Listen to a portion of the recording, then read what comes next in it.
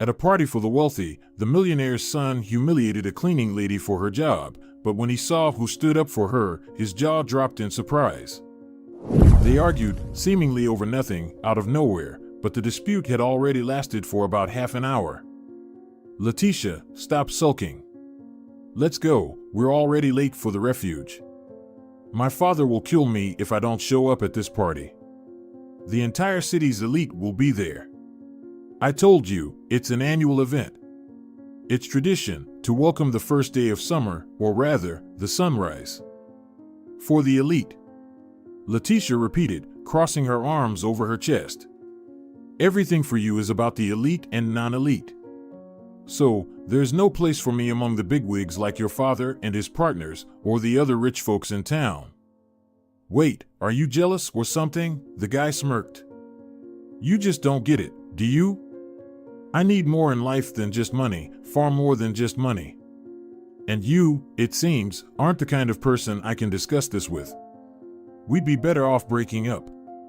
Find yourself a girl from the elite. Listen, you're my father's secretary. One word from me, and you're out of the company, losing that nice salary of yours." Raoul squinted. "Are you trying to scare me? Do you think I'll sleep with you just to keep this job? You're mistaken. You can go ahead and tell your father that. By the way, what exactly do you plan to tell him? That I'm not behaving as you told me to?" "I'm leaving, Raoul." Letitia turned away from Raoul's car, where they had been standing. Her light, curly hair, cascading down her back, shimmered in the rays of the setting sun. "Go to hell." Raoul quickly glanced after her and got into the car. His mood was terrible, but going to the refuge, an elite club in the city center, was a must, or his father would throw a fit. He had been constantly grumbling lately that his son wasn't getting serious about life and didn't care about understanding the intricacies of business. Raoul had a whole string of beautiful girls, but he never dated any of them for more than a month before getting bored. Then he would be free again, ready for new relationships, new adventures, and experiences. Letty was different. Something about this blonde with thick curly hair and light green eyes captivated him. There was a mystery in those eyes that he couldn't unravel, at least not yet. But it seemed he was free once again. This secretary with an impeccable reputation and a good resume was just too headstrong. Screw her, Raoul thought as he drove up to the club. She thinks too highly of herself. He was used to girls doing what he wanted, not contradicting him at the most inconvenient moments. The hall was already filled with people. His father and mother were also there. He ordered himself a double shot of rum. "Aren't you rushing a bit?" his father asked, approaching the table where his son was sitting. "What do you mean?" Raoul didn't understand. "I mean, the evening is just starting, and you're already hitting the hard stuff. Dad, leave me alone, I need to relax." "Did you have a fight with Letitia? Are you spying on me?" Raoul's eyes flashed. "No, you just said you were going to bring her." She refused. "End of discussion, Dad. Letitia is your secretary, nothing more." "Strange, recently you were ready to reconsider your views on status." "Dad, please, let's talk about this later. Why are we here?" "What do you mean, why?" "To make new connections, and to uphold the long-standing traditions of this club." "Then go ahead. Make new connections, and leave me alone." Senor Garcia waved his hand and went to his table, where his wife and another family couple, with whom they were very close, were waiting. Raoul downed his rum, which the waiter had just brought him, and stared at his father's already tipsy partner, Enrique Gonzalez. Apparently, Enrique saw this party not as an opportunity to make new connections, but just to relax and have fun. His son was a strange guy, always sitting with a notebook and pen in hand, no matter where he was. Only God knew what he was writing in there. Apparently, he was into psychology or psychotherapy.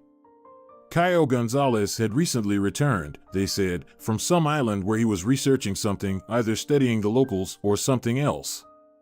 His father constantly used this weirdo Caio as an example, but Raoul had no intention of becoming like him. He had his own life, and he planned to live it the way he wanted. And now this idiot was sitting in the corner, reading something on his e-reader, as usual. What was the point of coming to a party just to read at the table? Raoul couldn't understand it, nor did he care. Suddenly, there was the sound of breaking glass. Someone had shattered a glass on the stone floor. A few moments later, a cleaning lady appeared. She was a petite girl with neatly tied dark chocolate-colored hair. She quickly began sweeping up the shards. But one shard rolled under a nearby table, which was still unoccupied. The cleaning lady bent down. Her narrow uniform clung to her neat buttocks. Raoul walked straight up to her and rudely slapped her on that spot, attractive to most men. "Why are you crawling around here like a trapped mouse?" he suddenly asked. 3 double shots of rum were taking their toll. "You could find yourself a more profitable job. Your figure certainly allows it. If you want, we can check right now. I'll pay well. I always pay well for pleasure." The cleaning lady straightened up sharply, swept the last shard into the dustpan, and was about to leave when suddenly a tall young man approached them. "Apologize to Alta," he said firmly, staring Raoul down with cold gray-blue eyes. "I see you've already tried her out," Raoul continued to sneer. "You even remembered her name." "Well, yes, Alta is not Laura." "Shut up. Apologize to the girl. Unlike you, I look not only at. I also see the badge with the employee's name on it. I said, apologize." "Or what?" Raoul made a nasty face. "Or you'll earn another heart's dislike," Caio Gonzalez replied quietly. "Oh, wow. Such high-flown words. I bet you've groped this Alta somewhere. Or are you not straight?" "Shut up," the young man quietly said, grabbing Raoul by the collar. "Get your hands off me, scholar." Raoul shoved Caio with force. Caio staggered and, unable to keep his balance, fell onto the very table that had been empty. "Weakling!" Raoul hissed and walked out of the hall. "Are you okay?" the cleaning lady asked, offering Caio her hand. "Yes, it's nothing." "Did he do anything to you?" "No," Alta lowered her eyes. "Can you leave me your number?" The girl stared at him, her wide brown eyes that seemed to cast a spell, drawing him in. "No, you've misunderstood. I have a proposition for you, but it's better discussed in a calm setting. That's why I'm asking for your phone number. It's an experiment, which will also be beneficial for you. Don't worry. Everything will be decent and proper." The girl pulled out a piece of paper and a pencil stub from her pocket and jotted down a few numbers. "Thank you." Caio took the offered paper and slipped it into his jacket pocket. He returned to his table and resumed reading. Nothing else of interest or worth his attention happened that evening or night. Alta was sitting in the back room, unable to shake off what had happened to her in the hall. That young man who stood up for her. He was so different, not like the typical rich kids whose lives were already set up for them from birth. This Caio Gonzalez was something else entirely. He didn't look at her like dirt beneath his feet, with disgust, contempt, or, at best, indifference. No, he saw a person in her, even called her by her name, which he had quickly read off the badge pinned to her uniform. Her heart warmed. Alta Rubio grew up in a poor family in a small industrial town. Her parents worked at a factory, but then it closed down. They started getting by with odd jobs. Just when life seemed to be improving, her father had found a decent job. He passed away. He simply didn't wake up one morning, that was it. The doctors diagnosed him with acute heart failure. She lived alone with her mother after that. Alta was still in school at the time. The girl dreamed of becoming a philologist. Literature and Spanish always came easier to her than other subjects.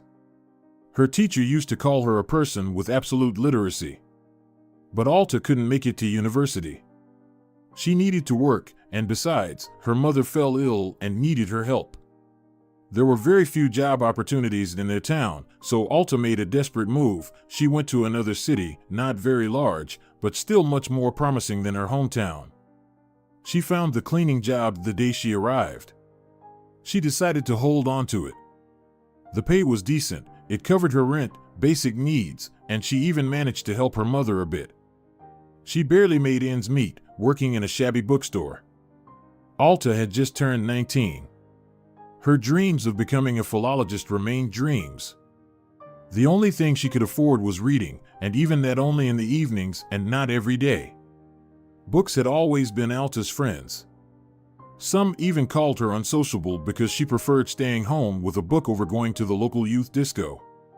Meeting boys wasn't a priority for her either, which made others view her with some suspicion. Alta was used to being a shadow, barely noticed by anyone. She dreamed of earning enough for an education or winning a scholarship by some miracle. Recently, she came across an article online about a competition where the winner would get a scholarship for studying at university, either in philology or philosophy. Participants had to submit a project on the topic "What Helps Us Not Give Up," based on a contemporary literary work. She had already chosen the work she wanted to focus on. There were just a few days left before the submission deadline. Alta wanted to enter, but something was holding her back. "What are you getting yourself into, my girl?" her mother had said during a phone call. "How do you plan to survive if by some miracle you do get into university?" Alta didn't blame her mother for not supporting her. Her mom was used to just surviving, and it was easier to forget about dreams and not stir up her soul. But Alta wasn't ready to give up so easily. At least she had to try. She once found a notebook in the bookstore where her mother worked. It was black with white letters on the cover that said, "The universe is on the side of the brave." Those words stuck with Alta, probably forever. It was true, one had to strive for their dreams. Be brave and move forward, and then doors that were once closed would open. Alta believed in that. When the young man who had so suddenly come to her defense spoke to her, she realized that she wouldn't back down and would submit her application for the competition that very evening. Entering her tiny rented apartment on the outskirts of the city, which Alta jokingly called her dollhouse, she immediately went to the table where her old laptop stood. She was lucky, her Spanish language and literature teacher had once given it to her as a gift. The teacher had a special fondness for the girl and understood how much she needed help. Senora Sanchez admired her abilities and often said that Alta had a bright future ahead, the future of a great philologist. Alta quickly filled out the application form and clicked submit. "That's it, I've done it. No turning back now. I'll create this project, even if I don't win. But at least I'll try," she thought. Alta received an email with the competition guidelines and some additional formalities. Alta closed the laptop and headed to the kitchen. She suddenly felt hungry. That's how it happens when you relax after a long period of tension and suddenly realize you're starving. She heated up the leftovers from last night's dinner and began eating with relish. The eyes of that guy, Caio Gonzalez, the strange son of one of the city's serious businessmen, came to her mind again. In the 3 months she'd worked there, Alta had learned a lot about the regulars at the Haven, and not just about them. The world of the rich in a small town is small, everyone is visible as if on the palm of your hand, especially if the elite have a favorite spot for business meetings and leisure. Those eyes seemed to say to her, "Hey, girl, go for it. You can do it." Why had he taken her phone number? He talked about some experiment that would be beneficial to both him and her. What was that? Alta's heart started beating a little faster. Sleep was overtaking her. She barely made it to the worn-out couch that served as her bed. She was already drifting off to sleep when her phone rang. "Hello," she said sleepily without looking at the screen. "Alta, hello," came a pleasant male voice. "It's Caio Gonzalez. Remember?" "Oh. Hello. Yes, of course, I remember. Thanks again for your support." "It was nothing. I just acted like any decent person would when seeing a jerk behaving badly towards a girl. I wanted to talk about our experiment. Do you have a few minutes now?" "Yes, of course. I can catch up on sleep later." "Thanks, this won't take long." Alta, do you have a dream? A dream again. Alta took this as a good sign and smiled slightly. I do, but it's almost impossible, she sighed. Oh, come on. Anything is possible. The impossible just takes a little longer. His voice was so soft and yet so confident that Alta felt a tingle of excitement in her throat. I wish I could believe that, Alta said with a sigh. So, what is this impossible dream of yours? I dream of winning the competition to get a scholarship for education. I dream of becoming a philologist. But as you saw for yourself, I have to work as a cleaner in a club, even if it's an elite one. A philologist, that's awesome, Kyle drawled. I propose a collaboration. I help you win the scholarship, and if we don't win, I'll pay for your education, fully and completely. So what do I have to do in return if this is a collaboration, as you say? It's simple. You'll transform into different girls, take on different personas, and then describe your experiences. I want to develop a certain method. But that's not really important. So, do you agree? I don't understand anything, but for some reason, I feel like agreeing. You have a phenomenal gift for persuasion. Thank you. I'm flattered. In psychotherapy, that's essential. You're a psychotherapist? Alta was surprised. Yes. My father was against it, but he eventually gave in. He realized I'm not a businessman. I don't have the knack for it, much to his disappointment. Let's meet somewhere quiet and discuss the details. I'll tell you about my idea, and you can tell me what kind of project you're planning to create.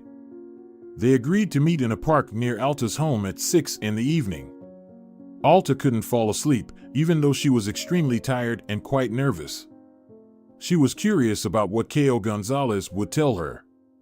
For some reason, she had the feeling that everything in her life was about to change completely, as if a light had appeared at the end of the tunnel, a soft light, long awaited and much desired. She wasn't used to relying on anyone but herself, but somehow this conversation filled her with great, albeit inexplicable, hope. Miracles do happen. Maybe, just maybe, an incredible miracle would happen to her, Alta, one that could turn her life around 180 degrees. He saw her from afar. Alta walked so lightly, barely touching the park path with her feet, clad in light shoes. She was wearing a simple green dress with small flowers, and a textile bag was slung over her shoulder. Hi, she said simply, giving him a bright smile. Hi, K.O. responded. Your hair is beautiful. You shouldn't hide it. I have to hide it, work requires it. Thanks for the compliment. My mom's hair is even longer. She absolutely refuses to cut it, Alta smiled. And my mom, on the contrary, cuts hers short, believing it makes her look stylish and much younger. Tell me about your project, and then I'll share my crazy idea. All right, she sat down next to him on the bench. The topic is, what makes us not give up, using the example of a work by a contemporary author. I decided to use Stephen King's Misery as an example. I read it a long time ago, when I was about 13, maybe even younger. Have you read it? Yes, I have. Though I've forgotten many details by now, but I did read it. So, I want to use this book to show how the protagonist didn't give up, overcame his struggles, and returned to his former life, continuing to write books and bring joy to his readers. But it needs to be done creatively. I think we can handle it, Alta, don't even doubt it. You've practically got the grant in your pocket, K.O. smiled. His smile filled her with incredible confidence. It was hard for Alta to explain, but she believed in their success. What experiment did you come up with? The girl asked seriously. A very beautiful one. You will transform into different characters, visually, of course. My cousin will help us with that. She's both a makeup artist and a hairdresser. Why do you need this? I'm just so far from all of that. I never cared about clothes and makeup like all my classmates. Books are closer to my heart. I understand you. I also love books and people's souls, their souls, not their bodies. You speak so interestingly, Alta looked him straight in the eyes. In them was a whole world, unknown to anyone but this strange guy who didn't follow in his father's footsteps, but chose a path that truly spoke to him. But I write with mistakes, Ko laughed. It's embarrassing to even publish a post in my group sometimes. I can help with that. I've always done well with spelling, punctuation, and style. You're a gem, not a girl. Ko slapped his knees. Now, about my experiment. We'll transform you into different girls and monitor your state. I'll document everything. It might even turn into a whole book. They agreed on their next meeting when they would start working on it. I promised to reread the book before our next meeting, Ko assured her. Alta just smiled. With that, they said their goodbyes and went their separate ways. The next meeting took place at the house of Kaio's cousin, Jimena. She was a makeup artist and hairstylist, and she also had a passion for photography. This girl was literally brimming with creativity. Her eyes shone with some kind of unearthly happiness and kindness. Kaio, this is a photographer's dream, Jimena said cheerfully when she saw Alta. I agree, sis. I didn't intentionally choose a beauty, it just happened that way. I see. Let's get to work. Alta could get rich just from stock photos alone. Get rich from what? Alta asked again. You can sell photos online. On special websites. These photos, well, are they revealing? No. They can be, but they can also be perfectly decent. Ready for the session? Kaio interjected. What session? Alta asked, confused. The session of your transformation, Kaio winked at her. They walked into a room that served as Jimena's studio, where it looked more like a store, if not more. The abundance of jars, vials, tubes, boxes, and brushes made her head spin and her eyes dazzle. Today, you'll just be Alta. I think we'll skip the costumes for now, Jimena murmured, fastening a cape around Alta's neck. Why do you need all this? Alta asked, closing her eyes. I still don't understand anything. It's a psychological experiment. I want to see what you feel when you're in different roles, a nun, a prostitute, a woman expecting a baby, a femme fatale. I'm not sure yet, I'll think of others. I just want to write about it. Maybe it's silly, but something tells me it needs to be done. Yeah, a little green man whispered in his ear that he needs to grab a girl and do something incredible with her. Jimena laughed, and so did Alta and Kaio. Jimena was working her magic on Alta. First on her hair, and then on her makeup. Hey, Kaio suddenly said, why did you only tell me about one topic for the project?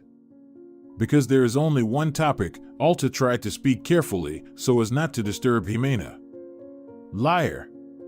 There's another one where you need to show it through your own example. Look, it says, what makes us not give up? Using your own work as an example. See? It can be a legend or something similar, any kind of work. I guess they want to test language skills or something else in the contestants. I didn't even consider that. What? My own work? I didn't even like writing essays in school. Well, that was school. I couldn't stand them either. You just need to create something that resonates with you, then it will resonate with the committee. Think about what you'd like to tell the world. You'll do a better job than analyzing King and his novel. We can even pick images or something like memes, as is trendy now. The main thing is to make it modern. The focus is on modernity. They probably want to see what today's youth is capable of and choose someone with an unconventional approach to the task. So that's what we'll try. Kaio, I didn't know you were so inventive, Jimena giggled softly. By the way, what are you going to do with these roles? I want to write about it in an article or even a small book, a psychological one. I've been itching to make a statement in some unconventional way, sis. Got it. I'll bring a few outfits for you to choose from. Then we'll showcase Alta's full look. What a musical name you have. My dad named me that, she smiled. That's not me. Alta exclaimed, looking at herself in the mirror. Of course, it's not you. Jimena laughed. It's a character from Caio's book. All right, I'll leave you two to talk while I make some tea. She slipped out of the studio. How do you feel, Alta?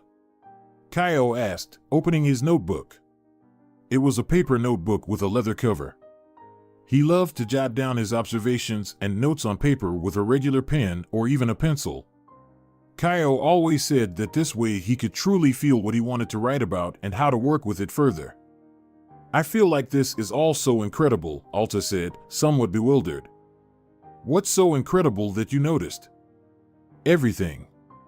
You invited me to some experiment, even though I'm just a janitor at the club. And now I look like? What do you look like? Like I've lived in luxury my whole life. Does your dream still live in your heart? Do you mean my education? Exactly. Yes. I want to succeed even more now. And if you were offered money and didn't have to earn it yourself, but it would be enough for everything you want, would you agree? No, Alta replied firmly, without hesitation. Why? Because then I'd remain a doll, undeveloped and very vulnerable. That's such a great way to put it. All right, Alta, that's enough for today. Would you allow Jimena to take some photos? It's just for me, for my experiment. Well, of course, I wouldn't mind having such a photo myself, Caio. After tea, there was a small photo session, and then Jimena left, leaving her brother and Alta alone. They still had to discuss the upcoming project for the competition. Do you want a fantasy story or something more realistic? Caio asked, pulling out another notebook from his bag. I think I'd like realism, Alta thought. But I have no idea what it would be about. A girl who wanted to become a philologist but ended up as just a janitor. You know, when a person writes the truth, especially about themselves, it really touches the hearts of those who read or hear it. So, I'd say it's possible to write about you, but not from the first person, just tell the story from the third person. Great. Then no one will know I'm writing about myself, right? Of course. Let's first decide on the form of the project. What will it be? A book? You saw that you can submit not only electronically, but also attach the actual product. The presentation is mandatory, of course, that's what they'll be judging. But if we also... Let's create a diorama that visually shows what our heroine is doing not to give up. Caio, are you sure you're a psychotherapist? You remind me of a creative director. I watched a movie about a guy like that, Alta smiled. Caio couldn't take his eyes off this girl. There was such strength in her, such incredible vitality. She even reminded him a bit of his mother. His father always said that she never ceased to inspire him with her zest for life and ability to find joy in the little things. Alta's life had split into two. She continued to work as a janitor, performing her usual duties, but in her free time, she turned into someone Caio imagined, and his sister Jimena brought the idea to life. They had already accumulated several folders of photos. The project for the competition was also developing. The story was already finished, and they were working on creating additional materials. Caio covered all the expenses. They needed to hire a specialist who worked with a 3D printer. It was the easiest way to create the sets they needed. Caio was so inspired that he began to consider creating a series of psychotherapeutic stories and even decided to incorporate elements of art therapy into his work. Alta, let's take a walk, Caio suggested as their latest work meeting came to an end. I don't mind, but it's already late. I'll drive you home, don't worry. They walked along the alley. The night air was refreshing and gave a sense of something new, as if something very good and joyful was about to happen. Caio, you must be bored with me, right? I'm just a janitor, and you, the son of a well-known businessman in the city. Alta. You might not believe me, but I never felt like I belonged among all those people, my father's partners, his acquaintances, and their acquaintances. You saw me at the club. What was I doing? You were just sitting at a table, reading something, I think. She looked at him as they walked. Exactly. I was just reading. I'm always in my own world. My parents have accepted that their son won't continue the family business, that he has a bunch of his own ideas in his head, and there's no guarantee they'll bring him wealth and fame. In fact, they probably won't bring anything at all. You're wrong. I think you'll become a great psychotherapist, saving thousands of unhappy people. Alta suddenly took his hand. So they kept walking, not letting go of each other's hands. It felt so good for both of them, as if nothing else existed, and it was just the two of them in the whole world. It couldn't be said that these two had fallen in love and wanted to be together forever, to grow old and die on the same day. It was as if they had simply found something important in life, some kind of support, each in their own way. They couldn't even explain it, neither to themselves nor to anyone else, but there was no need for that at all. Raul Garcia was drunk again. He stumbled into the house, tossing the keys onto the hallway table as he walked in. "Have you been drinking again?" his mother asked, coming to meet him. "How much longer are you going to waste your life, son?" "Mom, it's my life. I'm free to waste it however I want." Easy for you to say when you have a father with money and a mother who always supports you. Senora Garcia glanced quickly at her son, then looked away. "What would you do if you had to earn a living on your own? You're 26, but you act like a teenager. You even dropped out of school. All you wanted was to rush to the capital. And what did it teach you? Messing around with drugs and hanging out in dives? We've done everything for you, your father and I. Our whole lives." She wiped away a few tears that had welled up in her eyes. "You're reproaching me with a piece of bread, aren't you?" Raul sat on the step of the staircase leading to the second floor. "No, I just want you to think about your life, about how to properly manage your time and energy. You need to accomplish something. Do you really want to end up on the street? Your father and I won't be around forever. Who's going to throw me out on the street? You? You'll squander everything. Sell it and drink it away, or worse." His mother covered her face with her hands and silently cried. "Mom, don't. Please don't cry, okay?" Raul seemed to soften a bit. But a few moments later, he was already asleep, sitting there leaning against the railing. Raul arrived at the shelter. He hadn't been there in weeks, not since that evening when he almost got into a fight with that jerk, Caio Gonzalez. The first thing that caught his eye was the billboard. There was a stunning beauty with a glass of red wine and a similarly red rose in her dark hair. She pointed toward the club as if inviting passers-by to step inside. Yeah, for a sweet thing like that, I'd do a lot, but she wouldn't even look at me, that's for sure. Too glamorous, a queen really. He muttered and, opening the heavy door, walked inside. The place was quiet. The clock showed it was only noon. Working hours, and apparently, no one had planned any business meetings for today. Raul sat down at a table and ordered a whiskey with soda.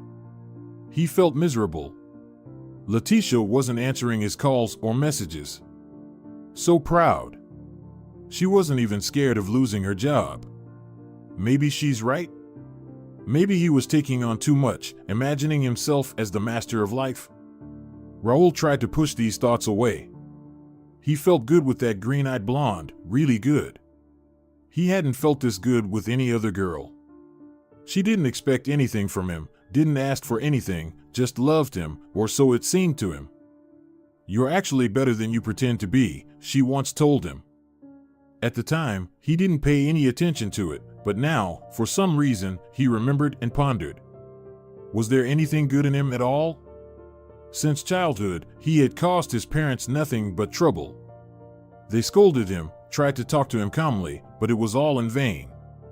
A troublemaker and a truant, those were the most fitting descriptions of Raul Garcia when he was in school and at university, which he didn't finish either. So he drifted through life, only taking from it and giving nothing in return. His mother was right, he wouldn't survive on his own. He would turn into a bum. Raul downed the glass of amber liquid in one gulp and tried once more to chase away the nagging thoughts. Suddenly, that fool Caio Gonzalez walked into the bar. Just like déjà vu. Maybe I should punch him in the jaw after all? Raul thought. What brings you here, my son? Raul began to mock. Don't worry, father, I'm not here for you today, Caio replied in the same tone. A cleaning woman slipped out of a side door. Yes, the very one Caio Gonzalez had probably slept with more than once. Raul stared at her. Something about her face seemed familiar. Brown eyes, beckoning somewhere, dark hair. Just missing a red flower. That's it. A red rose, like the one on that girl with the wine glass on the billboard. No, that can't be. Since when do cleaning women pose for ads? Or maybe. Hi, she approached Caio. Is something wrong? I couldn't resist. Today I picked up our diorama. It's so wonderful, he placed a paper bag on the table. Take a look, I don't want to take it out. The girl leaned slightly over the bag. Her uniform hugged her slim waist and such a tempting behind. Raul's head spun. It could be blamed on a week-long binge, but this was different. Just like that evening. So, you're dating her? Raul spoke up. His voice echoed loudly in the almost empty bar. Maybe you'll marry her? Listen, Raul, you definitely won't be partying at this wedding. By then, you'll most likely have drunk yourself to death and vanished in a ditch, Caio calmly replied.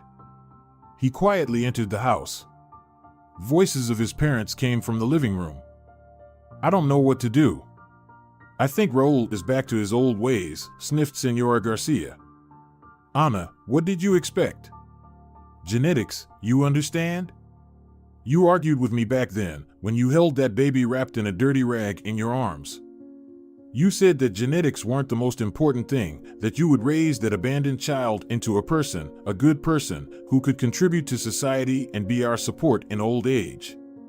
What do we have? A drunk who doesn't care about our lives, let alone his own. What are you trying to say? That we should have abandoned him, left him to freeze? No, dear, just not to adopt him. We could have done it much more wisely, gone to an orphanage and chosen. God sent him to us. Ana sobbed.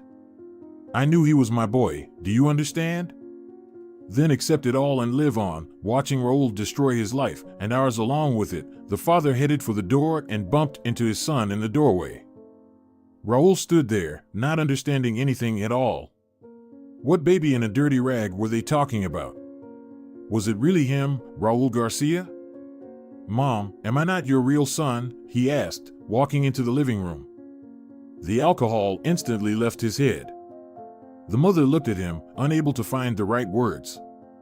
Raul, my son, I'm sorry I didn't tell you sooner. I'm sorry you had to find out like this. Mom, who are my real parents? Where did I even come from? I don't know, Raulito. I really don't know. We found you near our trash bin. You were wrapped in a dirty rag. You barely survived. The doctor said that another half hour and you would have died. I couldn't give you up. It was like a gift from heaven. I love you very much. So much. It just hurts to see you destroying yourself. Stop it. Stop it. I can't hear this. I wish I had died back then by that trash bin. Raul headed for the door. Stop. Where are you going now? His mother ran after him, but he slammed the door in her face, ran down the porch, quickly got behind the wheel, and drove off. She didn't have time to stop him. Raul sped down the road at a furious speed. He had no idea where he was going.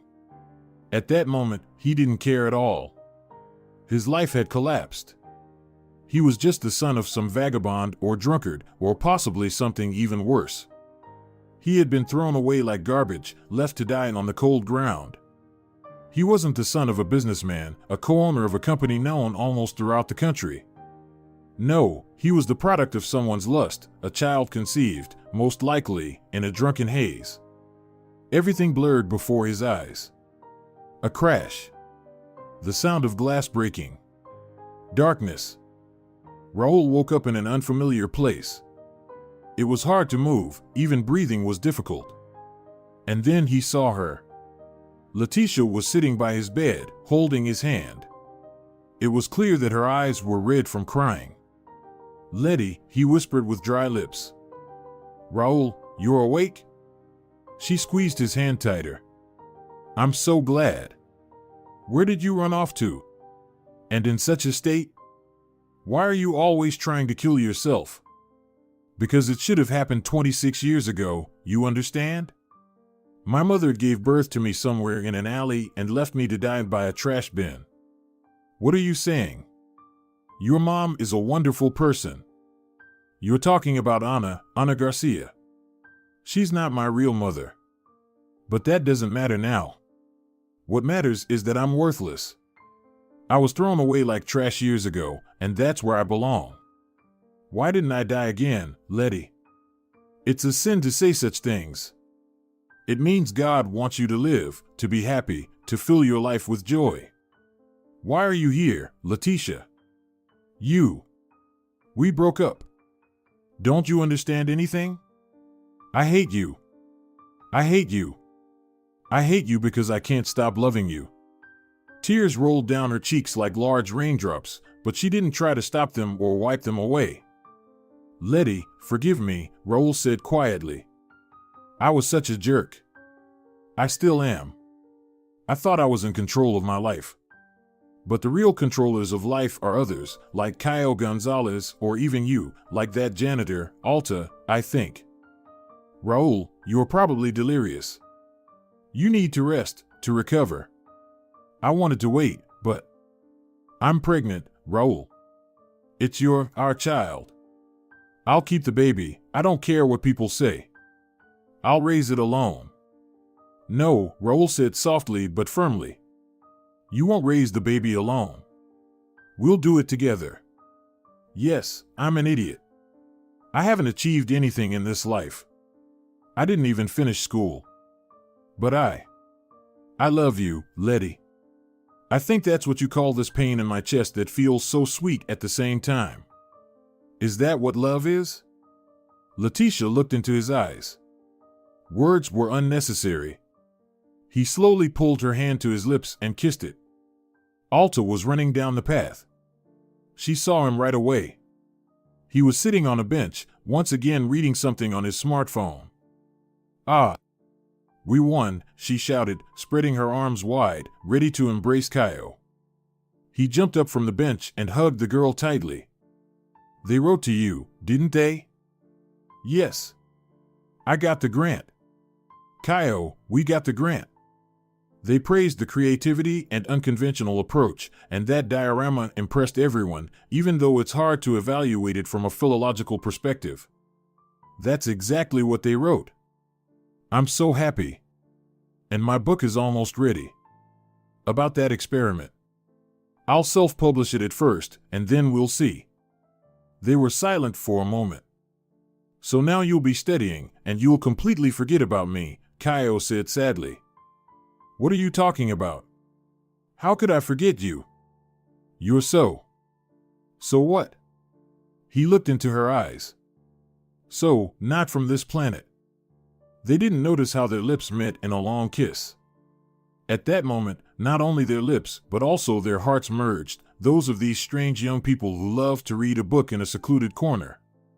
At the Preval, they're all talking about the engagement of Raul Garcia and some girl. "What's her name? Isn't it Letitia?" "Exactly. Letitia. She's a secretary working for his father's company, I think." "Yes, they were dating, but then they broke up. I thought she realized what kind of guy he is, but apparently not. I think she's expecting his child. That guy has changed a lot since the accident. Maybe his brains fell back into place," Caio smirked. "Good if that's the case. Anyway, are you ready for the next experiment?" "What experiment?" Alta laughed. "What are you planning now, Dr. Gonzalez?" "I want to try what it's like to date the many-faced Alta Ruby." "Who are you today? A brave warrior or a humble fisherman's wife?" He kissed her again.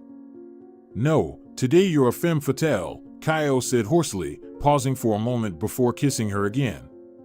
You have no idea what a philology student is capable of, Alta said mysteriously when they paused again for a moment. I can't wait to find out. The sun's rays filtered through the leaves, giving the greenery a slight golden hue. The entire park, and perhaps not just the park but the whole world, stood still in anticipation of something new, bright, and incredibly magical.